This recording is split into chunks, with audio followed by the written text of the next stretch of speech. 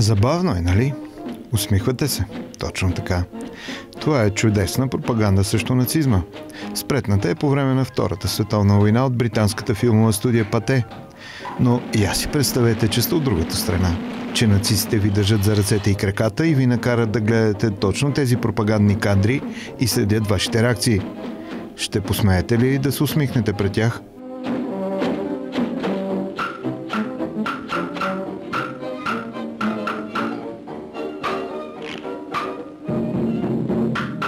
Думата пропаганда идва от невинния латински корен пропагаре, ще рече разпространение.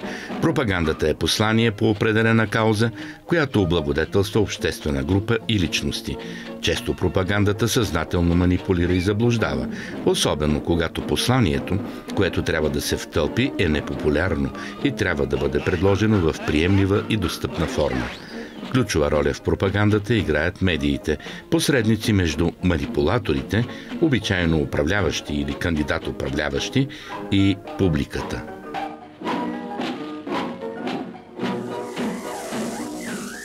Achtung, Achtung! Hier ist Berlin, Königs Wusterhausen und... След Първата световна война на сцената излиза Негово Величество Радиото. За разлика от по-вехтите си събратия, като вестниците и списанията, модерното радио е всепроникващо и много по-ефективно средство за пропаганда. Дори и да не можете или да не искате да си го купите, както е било до тогава с пресата, властта ще инсталира достатъчно възможности и мощности, за да стигне радиото до вас. Не случайно казват, че без радиото, ето този днес смешен, а някога обичан и превъзнасян вожд и демон на расата и нацията, никога нямаше да дойде на власт. Ето пък за този човек с писклив гласец твърдят, че ако е бил започнал кариерата си в епохата на радиото, едва ли е щял да пожене своята последваща слава.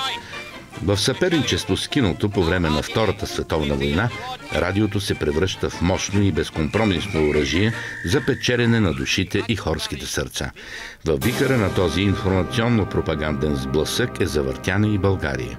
Чрез спомените на журналиста Панайот Чинков, по-известен като Пеке Чинков, ще ви разкрием част от историята на Народното радио по време на съдбоносните военни години.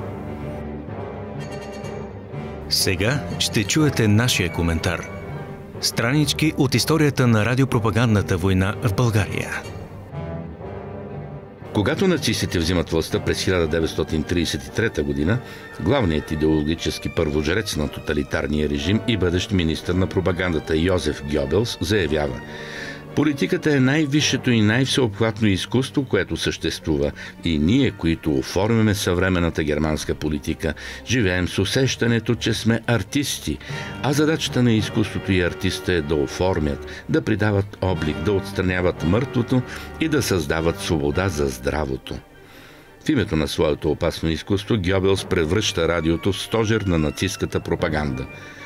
За целта национализира и централизира всички радиомрежи в страната, ръководени от девиза «Думата на фюрера във всяко учреждение, във всеки дом», нацистите полагат максимални усилия за широкото разпространение на радиоприемници в Германия. Разработени са и са пуснати в масово производство най-евтините радиоапарати в света, но са настроени да ловят само немски предаватели. През 1939 година режимът вече разполага с 15 радиостанции, слушани от над 11 милиона радиоприемника. Взети са всички възможни мерки да не се допусне слушане на чужди радиостанции, като за тяхното прилагане се следи с изключителна строгост. Това не пречи на самата немска радиоапалата да излъчва емисии на всички езици и честоти, дори и напълно пиратски. Ще отворим една скоба, за да кажем, че през 1935 година Гьобелс изгражда и пълноценна телевизия, излъчваща до 5 пъти седмично в Берлин. Но пречка пред новата технология е липсата на достъпни и евтини телевизионни приемници. За да компенсира това, Райхът създава мрежа от телевизионни театри. Точно същата 1935 година с указ на монарха цар Борис III е създадено Държавното радио София. За разлика от тоталитарна Германия, където всички медии са под контрола на всесилното Министерство на пропагандата, в авторитарна България дворецът и властите съзнателно запазват известна анархия в областта на медиите. Това се прави, за да могат различните групи в управлението да ги манипулират. Радиото е под командата на Министерството на пощите и телеграфите. Вестниците са под контрола на Министерството на външните работи и вероизповеданията, а кинохрониката и някои печатни медии отиват при новосъздадената дирекция на националната пропаганда под контрола на Министерството на вътрешните работи и народното здраве. Създател и идеолог на дирекцията за национална пропаганда е вътрешният министър Петър Габровски. Първоначално министърът разчита тази сложна машина да бъде създадена и завъртяна от група млади ратници, начело с Александър Белев от така наречения отдел служба, издания и проучвания към МВР. Но младите съратници се провалят напълно и Белев е преместен да се заеме с позорното комисарство по еврейските въпроси. Като двигател на новата дирекция за пропаганда е привикан приятелят на Габровски, талантливият журналист и преводач Панайот Чинков, който по това време минавал за напълно ляв интелектуалец. Той имал дейно участие в разработването на проекта за създаване на дирекцията и много държал тя да се титулува национална, а не просто дворцова или частна. Още като вестникар Чинков влиза в непрекъснат служебен сблъсък с държавната цензура, която той нарича това гасило на духа. 19-майския режим е първият в страната, който официално въвежда цензура над пресата под името временен контрол по печата. И това временно ще продължи официално до 1990 година. Понеже режимът бе аморфен, без ярко изразена идеология извън монархизма, цензурата попадаше реално под контрола на всевъзможни големи и малки канцеларски величия, които диктуват по телефона или със служебни писма какво да се допуска в печата, като по този начин прикриваха собствените си грехове и се застраховаха срещу всякаква публична критика, допълва Чинков. Трябва да кажем, че отделно от оперативната цензура по време на безпартийния режим продължава да работи и дирекцията по печата, която също контролира медиите, защото издавала и отнемала разрешенията за излизане на вестниците и списанията. Трети елемент на цензура и натиск било посолство на Третия райх в София, където също имали специален отдел, бдящ дали родните медии следват достатъчно прогермански курс. Внимание! Ще говори министър-председателя на България. Българи, в своята декларация от 12 април тази година правителството оповести основните положения, от които то ще се ръководи при прокарването на своята дейност. Точка 3 от въпросната декларация гласи: интересите на отделната личност трябва да бъдат подчинени на интересите на държавата и на българската народна общност. Габровски започва да изкушава Чинков с радиомикрофона още като министър на транспорта и телеграфите, но реално го допуска в ефир, когато става шеф на МВР. Причината е, че не може вече пряко да контролира ръководството на Радио София, клонящо към кръга около професор Александър Цанков, който пък официално е промонархист, но и по-краен германофил и любимец на немското посолство, дори от управляващите. По това време всичко, което се излъчва по Радио София, се следи трепетно и напрегнато от двореца и от правителството. Новини по програмната схема от 1940 година се четат 4 пъти дневно, като след обедните от 14 часа и 15 минути са само стопански вести. За по-сигурно новините са единствено от Българската телеграфна агенция, като дори не се преписват на чисто, а се четат направо от лентите на БТА. Но публиката има нужда от нещо по-свежо. Затова е създадена емисията Радиопост. От 13 часа и 15 минути всеки ден безимени служители на БТА пишат пропагандни текстове, където в стилистиката на менторски и надути фрази се отправят предупреждения, поучения, морализации и непрекъснато се повтарят анонимни обращения като аз, ти, българино, аз, народе, аз и все в този дух, разказва Чинков. Затова от началото на 1941 година изпълняващият длъжността директор на националната пропаганда е изпратен да чете по радиото вътрешни коментари. Директорът на радиото, Сирак Скитник и шефа на информацията Александър Джаджев изпробват дали гласът на Чинков е достатъчно радиогеничен. Но авторът осъзнава добре, че гласът му не е за пред микрофон и има благоразумието да даде повечето негови текстове да ги чете първият школуван говорител на Радио София, популярният Петър Витанов. В първите дни името на журналиста не се споменава. Само говорителят на радиото казва: "Сега ще чуете нашия коментар." Накрая следвало сухото: "Чухте нашия коментар." Самият Габровски не искал да се чува името на коментатора от страх, че някой може да стане по-популярен от самите политици. Чрез анонимността министърът искал да държи под още по-голям контрол своя глас в радиото. След написването на стотина вътрешно-политически коментари, излъчени по радиото, от 5 април вътрешният министър Габровски, в бесен от британската антибългарска пропаганда, нарежда на Чинков да премине към външно-политически теми, които вече били изчитани от лично негово име. До 22 юни 1941 година Чинков се бори единствено срещу британската пропаганда. След юни 1940 година Великобритания е единствената страна в Европа, официално воюваща с Третия райх. Дори Съветският съюз е верен съюзник на Хитлер. Принудена от обстоятелствата, България волю и неволю е заставена заедно с Югославия да влезе в Тройния съюз. Заради това и очертаващото се поражение в Гърция, британската пропаганда в Лондон изпраща пламени послания към българския народ да започне борба срещу немските войски в България. За целта на развален български език е впрегнат да говори по радио Лондон някогашният чехословашки пълномощен министър у нас, негово бившо превъзходителство Прокоп Макса.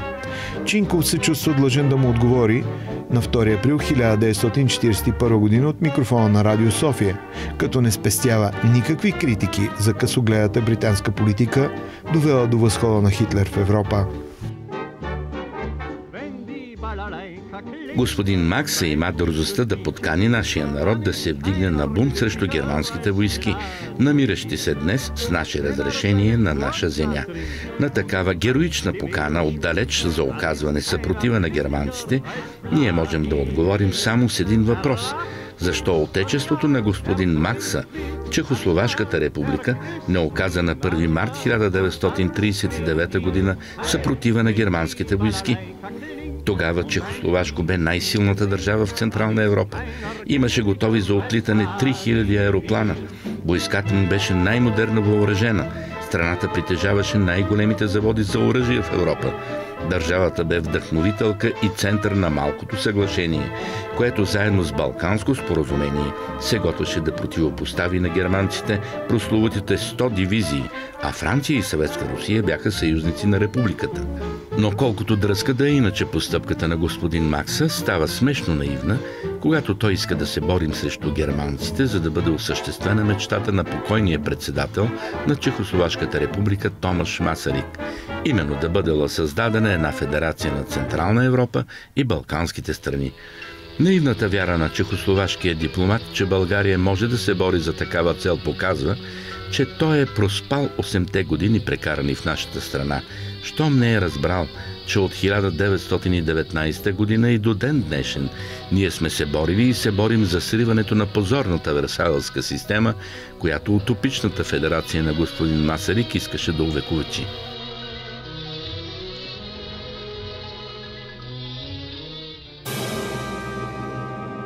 Гневът на София бил разбираем, след като преди още България да е преминала в лагера на Тристранния пакт и на 1 март 1941 година да е подписано споразумението от Белведере, официалните представители на Британската империя заплашват нашата страна с въздушни бомбардировки.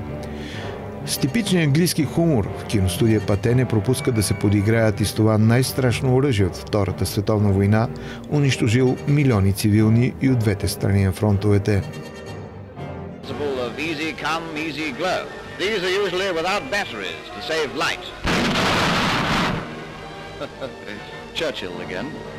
В своите мемуари Уинстън Чърчил твърди, че по време на войната истината е такава ценност, че трябва непрекъснато да се охранява от батальони и лъжи.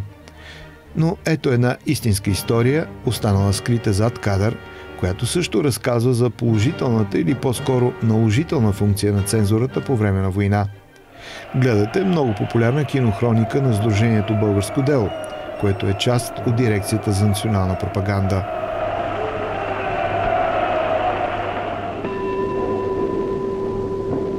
има нужният брой народни представители. Отварям заседанието. Господа народни представители! Април 1941 година. Тържествено заседание на 25-то Народно събрание.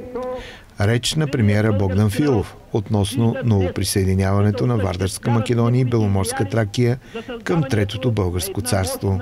Ето и два факта, не споменати от кинохрониката и оставащи зад кадър за българската публика. В залата не присъства цар Борис III. Макар да го увеличаят вече като цар-обединител, монархът знае, че новите територии са само с статут за временно администриране, но не и официално присъединени към България. Точно заради това в залата демонстративно също не присъстват посланиците на Германия и Италия, Адолф Хайнц Бекерле и граф Масимо Маджистрати. Трети факт, останал извън кинохрониката, е, че в цялата приповдигната, но деликатна атмосфера, председателят на събранието, ломският адвокат Никола Логофетов, взимайки думата след Филов, опиянен от патриотарското настроение, дръпва силно агресивна реч срещу Турция. Ни в клин, ни в ръкав Логофетов призовава, че е време да се върне и Одринска Тракия. Самият Чинков, присъстващ в залата, коментира, че словото било произнесено с такъв апломб, та всички очаквали с ентусиазъм Логофетов дори да извади пистолет и да гръмне във въздуха. В този момент София се стремяла на всяка цена да поддържа добри отношения с Турция, която Великобритания тласкала да нападне България. Затова воинствените и неуместни призиви направо вледенили министрите, депутатите и публиката. При това тържественото заседание било предавано на живо по радиото и всички речи се записвали на специална плоча, която трябва да остане в златния фон на медията. Чинко веднага наредил бакелитовата плоча буквално да бъде изчегъртан записа на Логофетов, а неговото слово да не се цитира в последващите новинарски емисии. Така в златния фонд на радиото се съхранявала речта на Филов, но не и на Логофетов, който още на другия ден е свален и от председателското място в парламента.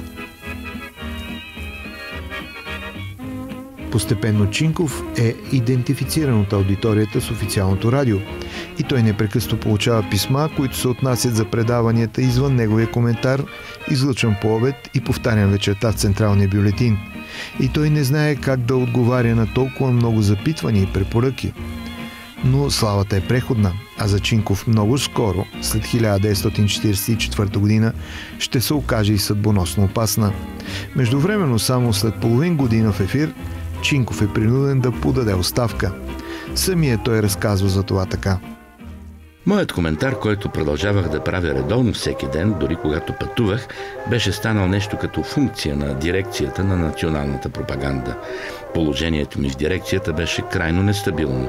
Липсваше ми служебен авторитет, защото тези, които трябваше да се подчиняват на моето ръководство, имаха по-висок ранг или по-стабилно положение и преди всичко, защото не бях допускан до всички източници на информация, което най-много пречеше на работата ми като коментатор. А със съзнанието на честен журналист аз държах на това моите коментари да отразяват и тълкуват на момента, незабавно и изчерпателно всяко току-що станало събитие, след като проверя предварително достоверността на съобщението за това събитие. Понеже моите официални източници на информация не ми бяха достатъчни, за да мога да върша добросъвестно работата си, аз се обградих със свои частни информатори. Прибягвах и до чужди радиостанции, които слушах от дома си сутрин рано и вечер късно или през нощта. И на 22 юни, пак неделя, Хитлер предприемаше всичките свои важни светкавични акции винаги в неделен ден, рано сутринта, докато политическият свят още спи, към 6 часа сутринта завъртях копчето на радиоапарата, за да събера новини за коментара си. Попаднах на някаква германска радиостанция и с изумление чух: и ние заповядваме на своите войски да преминат границата и да навлязат в съветска територия. Това беше краят на предаването. Повече нищо не чух. На минутата позваних на Габровски от дома му. Той веднага се обади. Казах му какво съм чул. Всичко това ме изненада и озадачи силно. Не знае Габровски да е ранобуден. Още по-малко пък може да очаквам, че в 6 часа сутринта в неделен ден ще седи пред радиоапарата и ще търси да хване някоя чужда радиостанция. Като размислих, стана ми ясно, че правителството и лично Петър Габровски, като министър на вътрешните работи, ще да са били предупредени от германците, за да вземат потребните предохранителни мерки за в случай на народни вълнения у нас. Естествено беше да смятам, че аз като шеф на дирекцията на националната пропаганда и като радиокоментатор е трябвало да бъда предупреден за предстоящото събитие. Обаче не само, че това не беше станало, ами и сега, когато малко по-късно почнах да търся по телефона ту Габровски, ту професор Филов, ту Иван Попов, не можах да вляза с никого от тях във връзка и не получих от никъде никаква информация и на мене ми стана съвършено ясно, че не бих могъл да продължавам повече работата си като радиокоментатор и преди всичко като изпълняващ длъжността директор на националната пропаганда. Чинков подал оставка, но тя не е приета от Габровски. Между това събитията се развиваха с трескава бързина. Заед с ръководството на едно голямо, току-що създадено учреждение с много важна обществена мисия, каквото беше дирекцията на националната пропаганда, аз просто нямах време да се огледам и ориентирам. Приличах на картоиграч, който непрекъснато търпи загуби, които го хвърлят в треска и той, обзет от тази треска, просто няма време, спокойствие и възможност да спре за момент, да си направи сметките, да прецени шансовете си и да спре да играе. И той продължава да играе и да губи. Както и да е, дойде 13 декември 1941 година, денят, в който обявихме символичната война на Съединените американски щати. Казах вече, че не получавах от никъде информация, даже ако поисках. Разчитах само на радиото, вестниците и тайния прислушвателен бюлетин на чуждите радиостанции, който освен на министрите и на някои висши чиновници, се изпращаше и на мене срещу подпис. След японското нападение над Пърл Харбър на 7 декември, Съединените щати влизат във Втората световна война срещу държавите от Тройния пакт. България решава, че трябва да се мери с останалите съюзници на Райха и също обявява война на Великобритания и Съединените щати. Имало спекулации, че ще обяви война и на Съветска Русия. Актът за обявяване на война трябва да стане на официално заседание на Народното събрание. За да подготви своя радиокоментар, Чинков поискал предварителна информация от Петър Габровски, премиера Богдан Филов и външният министър Иван Попов, дали е истина, че България ще воюва и със Съветския съюз. Времето на коментара и парламентарното събрание почти съвпадали, но официална информация му била отказана, а шефът на българската дипломация Попов му предложил да напише 2 коментара и за двата в случая и да прочете този, който е необходим според крайното решение. Чинков обаче успял да стенографира речите от живото предаване по радиото на словата, произнесени в събранието, и написал своя коментар в движение. Но точно преди да го даде за четене в ефир, то било първо прочетено по телефона на вътрешния министър Габровски, който искал да е сигурно, че Чинков по случайност няма да обяви по радиото и война на Москва. Цялата тази подигравка окончателно прелява търпението на журналиста и той отново подал оставка, но този път вече публично и пред своите колеги. Причина за оставката са били също и обтегнатите отношения на Чинков с немското посолство в София и с техните протежета в управлението. Но в периода, докато е освободил поста, Чинков взел техническо участие и в организирането на първата българска черна радиостанция в България. Това била практика, наложена от самия Райх, министър на пропагандата Гьобелс. Официалното немско радио отделяло значително ефирно време за предавания на чужди езици. Наред с това поддържало и над 10 така наречени черни радиостанции, които се представили за изразител на гласа на опозицията в съответните страни. То немските радиостанции преднамерено допускали определени грешки в предаванията, за да създадат впечатление за безхитростност и непринудена веселост, печелейки по този начин предпочитанията на неутрално настроените слушатели. По това време на български език, но на свои честоти, постоянно излъчва Радио Лондон на BBC. Пиратски от Кайро и от кораб в Средиземно море излъчва западната просъюзническа радиостанция Васил Левски. Чрез радиостанция Христо Ботев България активно излъчвала и съветската пропаганда на Коминтерна от Москва. Дори си позволява пиратски емисии в ефира директно върху предавания на Държавното радио София. Затова немското посолство в София решило да създаде своя собствена черна радиостанция, която да излъчва на български език. За да ги изпревари и да запази някакъв контрол върху тази дейност, Габровски чрез радиоапаратура на военновъздушните сили наченал своя черна станция, която заради секретност тръгнала да излъчва първо от вилата на Чинков в Овча купел, а след началото на 1941 година е преместен върху покрива на телеграфо-пощенската палата, докато студиото било в самото вътрешно министерство. Пускали се само анонимни, кратки 10-минутни информационни емисии сутрин, обед и вечер. Ръководител бил Борислав Нетков.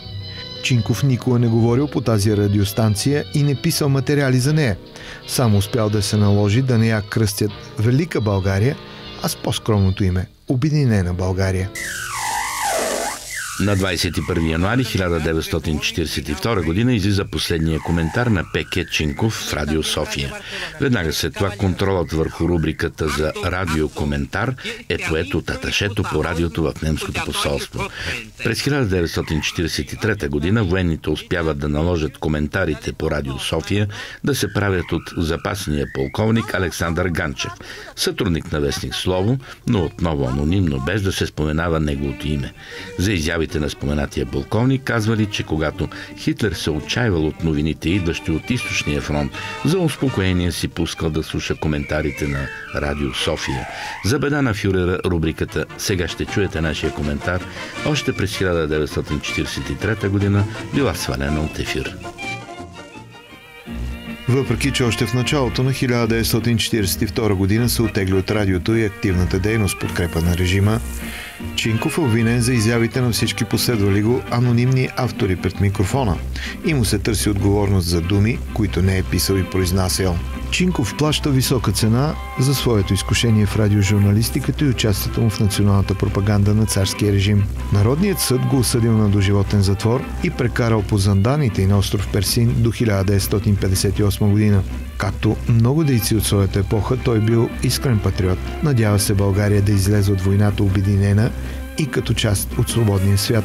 Но всички тези надежди и въжделения катастрофирали в печалната действителност на така наречения безпартиен режим. Въведен от 19-майците, продължен от цария и от отечествено-фронтовците след 1944 година, всички тези управници се кичели с национална и социална идеология, но всъщност били обикновени балкански марионетки на великите сили, водени в личен план преди всичко от егоистични страсти.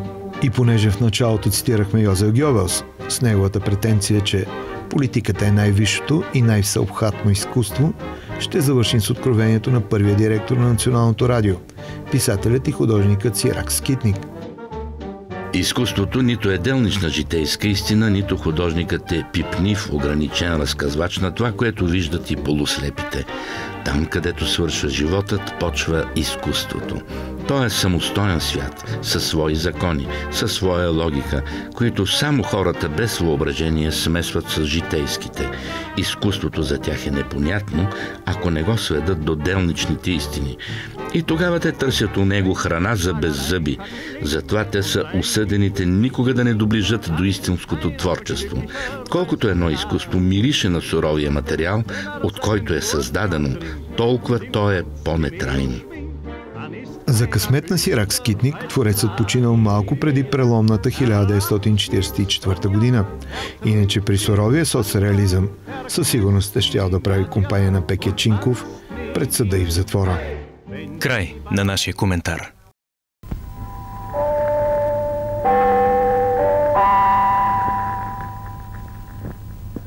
Радио София. Завършихме нашето вечерно предаване. Лека нощ!